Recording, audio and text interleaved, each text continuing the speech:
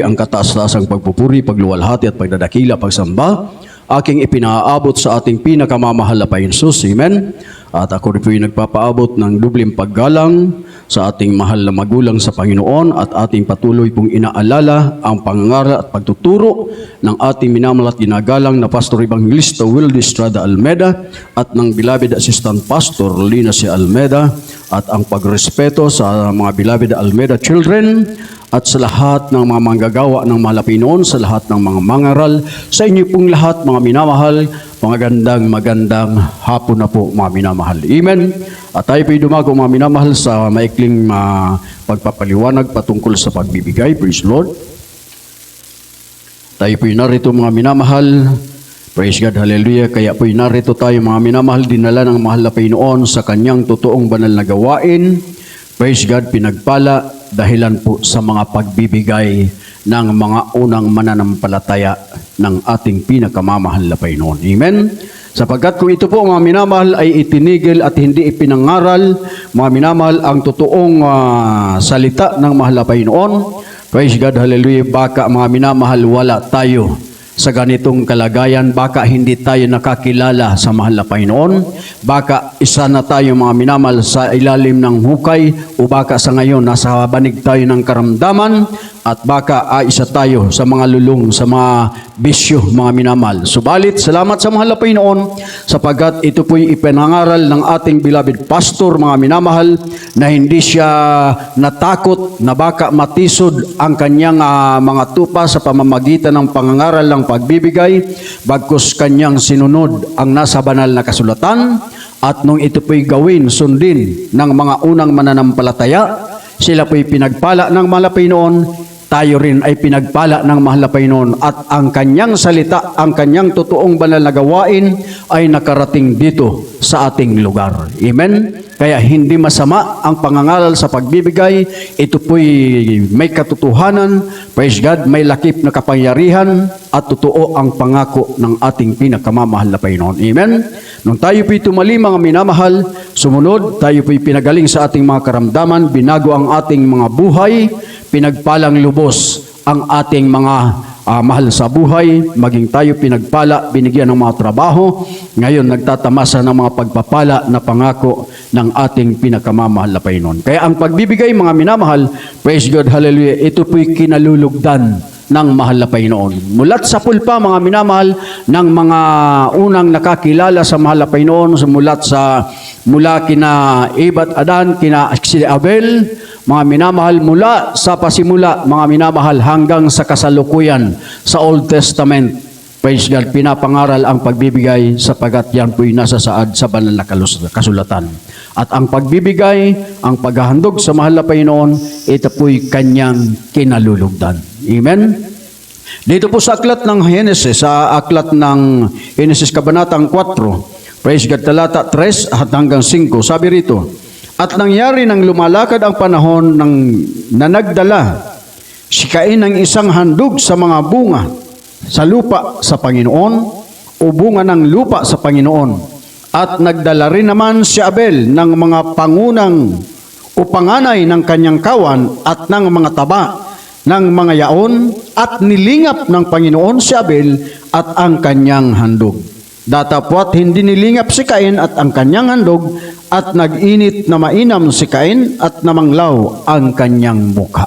Amen? Ibig sabihin mga minamahal, ang paghahandog, ang pagbibigay sa mahal na Panginoon, kinalulugdan ng mahal na Panginoon. Subalit may tamang pamamaraan ang paghandog, ang pagbigay sa mahal na Panginoon. Sabi rito sa mga minamahal, si Abel po, si Cain mga minamahal, siya po yung nagdala ng handog ng mga nagdala siya mga minamahal ng mga bunga ng lupa, mga minamahal, ng handog sa mahal na Panginoon. Ibig sabihin, mga minamahal, nagdala siya ng bunga, dapat yung mga unang bunga. Ibig sabihin, mga minamahal, yung mga unang bunga, mga minamahal, napakakaganda yan, matataba. Alam naman natin mga minamahal, kapag tayo po'y nagtanim, praise God, nakikita natin mga minamahal, ang mga unang bunga niyan talagang magaganda. Yun po ang nais ng mahal na Panginoon.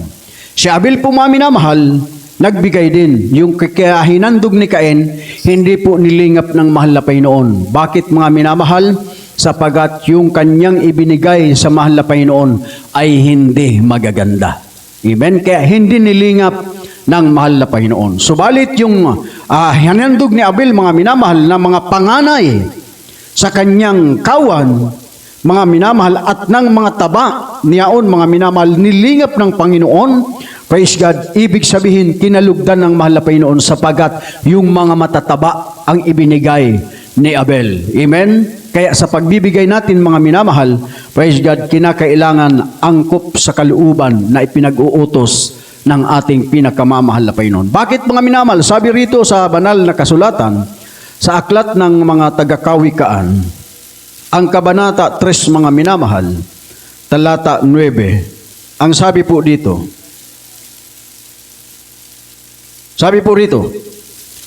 parangalin mo ang Panginoon ng iyong tinatangkilik at ng mga unang bunga ng lahat ng mong ani. Ibig sabihin, yung mga unang bunga, yun ang ibibigay natin sa ating pinakamamahal na Panginoon. Amen?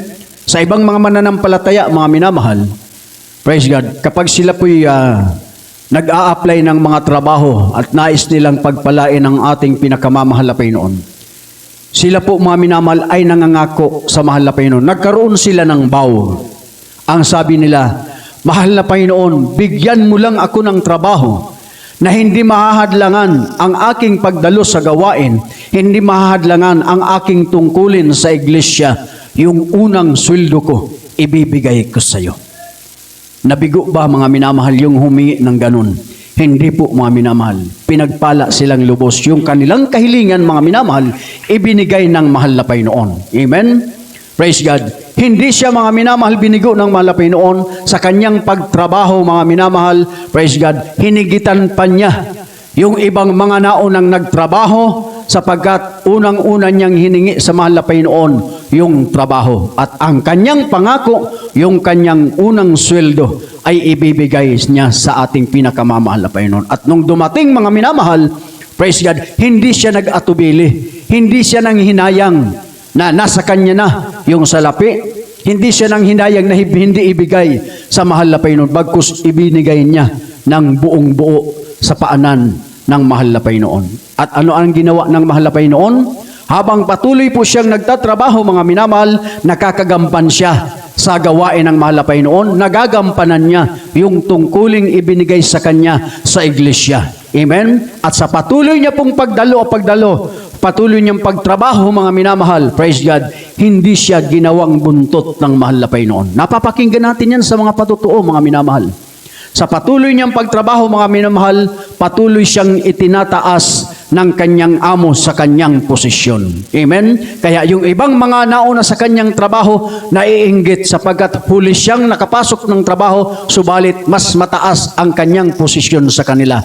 Anong sekreto? Sa pagsunod sa kalooban ng ating pinakamamahal na Panginoon. Amen? Yun po ang sekreto, mga minamahal. Kapag nasa atin ang mga kamay, yung pagpapala na pinangako natin sa mahal na Panginoon, praise God, ibigay natin, mga minamahal. At mapapatunayan natin kung totoo o kung gaano katotoo ang pagtugon ng mahal na Panginoon sa ating mga kahilingan. Amen? Sabi ng banal na kasulatan, kapag tayo po'y sumunod sa Kanya, hindi tayo gagawing buntot, bagkus gagawin tayong ulo.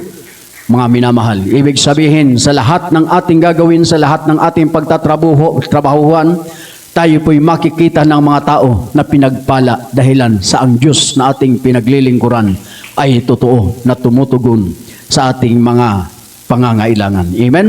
Ang sekreto lamang po dyan, mga minamahal, ay ang pagsunod. Kaya sabi rito, parangalin natin ang ating mahal na Panginoon lang lahat ng ating mga tinatangkilik at ng mga unang bunga ng lahat ng ating ani. Maging sa ating mga pananim, mga minamahal, nariyan palagi ang pagbigay natin sa ating pinakamamahal na Panginoon. Amen? Sa pang-araw-araw nating kinikita, mga minamahal, praise God, nariyan na kinakailangan nating sundin yung kalooban ng mahal na Panginoon. Amen?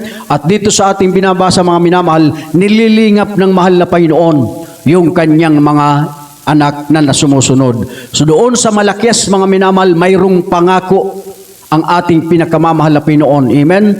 Praise God. Sa patuloy, mga minamahal, na pagdami ng mga tao, praise God, habang patuloy na dumadami ang tao, patuloy na sumusunod sa kalooban ng mahal na Pinoon, mayroon siyang pangako. Hindi lamang, mga minamahal, na kung anong pangako, basta-basta ang pangako. Bagkus pagpapala na walang sapat na silid na kalalagyan. At alam naman natin, mga minamahal, na kapag ang Diyos ay nangako, praise God, hindi nababali yan. Lahat sinusunod niya. Hindi katulad sa atin, mga minamahal, na kapag tayo po'y nangangako, minsan nakakalimutan natin ang Diyos kailanman. Hindi nakakalimot sa kanyang pangako. Mula, mga minamahal, kay Ibat Kadaadan hanggang sa mga naging hari, mga minamahal, sa mga Old Testament, lahat ng pangako ng mahal na Panginoon kanyang tinupad. Maging sa pangako niya kay Noe, pinagawa siya ng daong sa napakatuktok na bundok. Pero binigo ba o hindi ba tinupad ng mahal na Panginoon yung kanyang pangako? Tinupad niya, mga minamahal. Sa tuktok ng bundok, gumawa si Noe ng arko sapagkat magkakaroon ng napakalaking baha. Totoo ang Diyos na ating pinaglilingkuran. Amen? Yung Diyos ni Abraham, ni Isaac, ni Jacob, ni Noe, mga minamahal, ni Moses, yun ang Diyos natin ng mahal na pastor. Yun ang Diyos na itinuro sa atin na hindi naglilikat ng kanyang pangako. Amen? Sabi ng banal na kasulatan, dalhin natin ang buong ikasampung bahagi sa kamalig upang magkaroon ng pagkain sa aking bahay. Hindi lamang po pagkain yan na literal, mga minamahal. Amen? Ang mga manggagawa ng mahal na Panginoon, wala po silang mga trabaho. Lahat ng gastusin sa iglesia, lahat ng mga ginagastos ng mga manggagawa, galing yan sa pagbibigay, sa pagtatapat ng mga mananampalataya. Amen? Sapagkat kung ang mga manggagawa sa iglesia ng mahal na Panginoon dito sa Jesus Miracle Crusade, magtatrabaho, mga minamahal, hindi po magagampanan ang tamang pananalangin upang ingatan, gabayan ang lahat ng mga miyembro ng Jesus Miracle Crusade. Kaya yun ang tinuro ng ating beloved pastor. Nakita natin yung resulta, yung pagpapala, katulad dito sa ating lugar. Ngayon, may bahay sambahan tayo dahilan sa pagbibigay sa ating pinakamamahal na Panginoon. Hindi pa man nangyayari, subalit nakikita natin, mga minamahal, ang tagumpay. Ganun magpala ang mahal na Panginoon. Kaya ang pinakasekreto ay ang pagsunod sa kalooban ng mahal na Panginoon. Palakpakan po natin ang ating pinakamamahal na Panginoon. Huwag na po natin masyadong pagkahabaan. Sabi doon, mga minamahal, praise God, sa pangako ng mahal na Panginoon sa 11, praise God, kanyang bubuksan ang mga duwangan sa langit at ihuhulog niya ang isang pagpapala na walang sapat na silid na kalalagyan. Amen? Yun po ang pangako ng mahal na Panginoon. Praise the Lord. Palakpakan natin ang mahal na Panginoon. Tayo po magkaisang dumalangin para po sa ating mga ipagkakaloob sa hapon po na ito. Mapagpala at dakila po namin ang sa langit. Sa pangalan mo po aming pinakamamahal na Panginoon Jesus. Maraming salamat, mahal na Panginoon, at patuloy mo pong pinapaunawa ang dako natin ng pagbibigay na siyang susi ng lahat ng sari-saring mga pagpapala. Maraming salamat, mahal na Panginoon. Muli po namin dinadalangin siyo, mahal na Panginoon. Hallelujah. Na patuloy pong pagpalain ang lahat ng iyong mga anak na bukas palad na nagkakaloob. Ibalik mo ng siksik, liglig at umaapaw, mahal na Panginoon, doon sa mga walang maibigay subalit nagnanais sumunod sa iyong kalooban, mahal na Panginoon. Pagpalain mo rin sila ng mga trabaho, hanap buhay, mahal na Panginoon, upang sila rin po'y maging kabahagi sa iyong balalaubasan, mahal na Panginoon. Sawayin mo po, Diyos, hallelujah, ang mga sari-saring mga mananakmal, hadlang sa mga trabaho, hadlang sa mga pagpapala sa iyong mga anak, mahal na Panginoon, hallelujah. Pagpalain mo ang lahat ng iyong anak sa makapangyarihang pangalan ni Jesus, sa uno't pagluhod ng aming mahal na magulang sa iyo. Amen. Praise the Lord. Hallelujah. Hallelujah.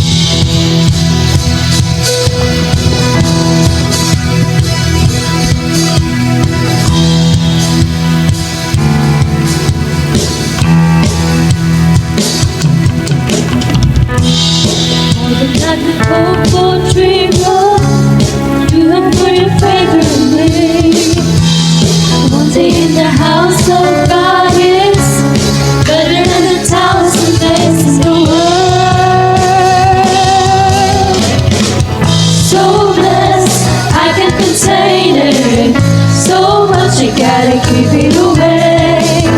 Your love is something to live now. You are more than enough for me. More than I can hope or dream of. You have such a favor in me.